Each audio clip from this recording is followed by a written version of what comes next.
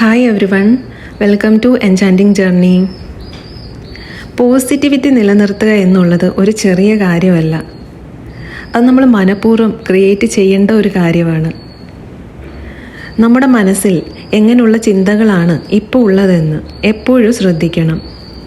വീട്ടിലൊരു മൂകതയൊക്കെ തോന്നുമ്പോൾ പെട്ടെന്ന് തന്നെ നമ്മൾ എന്തെങ്കിലും സോങ്സോ മന്ത്രങ്ങളോ പ്രാർത്ഥനകളോ ഒക്കെ പ്ലേ ചെയ്യുക.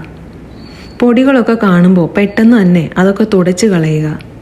വൃത്തിയും അടുക്കും ചിട്ടയും ഒരുപാട് ബാധിക്കും പോസിറ്റിവിറ്റിയെ. അത് മനസ്സിൻ്റെ ആയാലും ശരീരത്തിൻ്റെ ആയാലും നമ്മൾ താമസിക്കുന്ന വീടിൻ്റെ ആയാലും.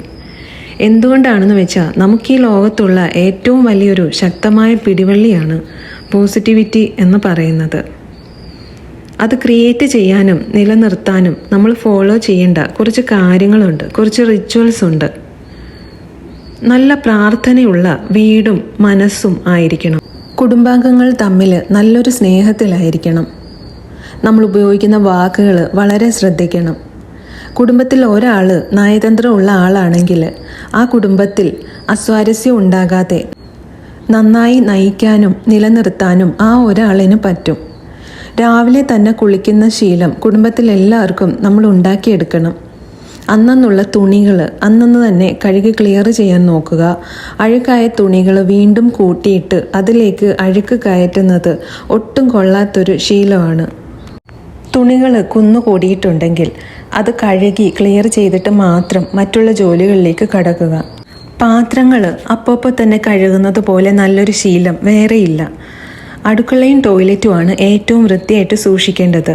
അലക്കിയ തുണി മടക്കി വെക്കുന്നത് വലിയ ടാസ്ക്കായിട്ടൊന്നും എടുക്കാതെ അപ്പോൾ തന്നെ തന്നെ അങ്ങ് മടക്കി വെച്ചാൽ ഒട്ടും മടുപ്പും പാടും തോന്നില്ല.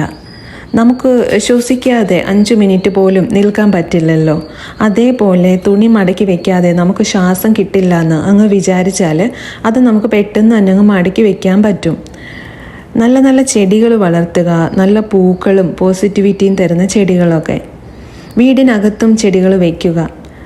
നമ്മുടെ റൊട്ടീന് നമ്മൾ കറക്റ്റായിട്ട് ചെയ്യുന്നുണ്ടെങ്കിൽ തന്നെ നമുക്ക് അവിടെ നെഗറ്റിവിറ്റി വരില്ല. അടുക്കള മരവിച്ച് കിടക്കാതെ എപ്പോഴും അടുക്കളയിൽ ലൈറ്റ് ഉണ്ടായിരിക്കണം. അല്ലെങ്കിൽ വിളക്കോ മെഴുകുതിരിയോ ഒക്കെ കത്തിച്ചു വെക്കുന്നത്, ദിവസവും കുക്ക് ചെയ്യുന്നത്, ഇതൊക്കെ ഉണ്ടെങ്കിൽ അടുക്കളയിൽ നല്ല പോസിറ്റിവിറ്റി ആയിരിക്കും. വീട്ടുകാർക്ക് ഏറ്റവും ഇഷ്ടമുള്ള ഫുഡ് നല്ല രീതിയിൽ തന്നെ നമ്മൾ ഉണ്ടാക്കി കൊടുക്കണം. അവർക്ക് ചായ ആണെങ്കിൽ ചായ, ജ്യൂസ് ആണെങ്കിൽ ജ്യൂസ്, അതൊക്കെ ഒരു മടിയും കൂടാതെ സന്തോഷത്തോടെ ചെയ്യേണ്ടത് നമ്മുടെ കടമയാണ്. അതിൽ നിന്നൊക്കെ നമുക്കും നമ്മുടെ വീടിനും വീട്ടുകാർക്കും നല്ല ഐശ്വര്യവും പോസിറ്റിവിറ്റി ഉണ്ടാകുന്നതാണ്. അതുപോലെ ഇടയ്ക്ക് സ്വയം ഒന്ന് ആലോചിച്ച് പുളകം കൊള്ളുകയും വേണം.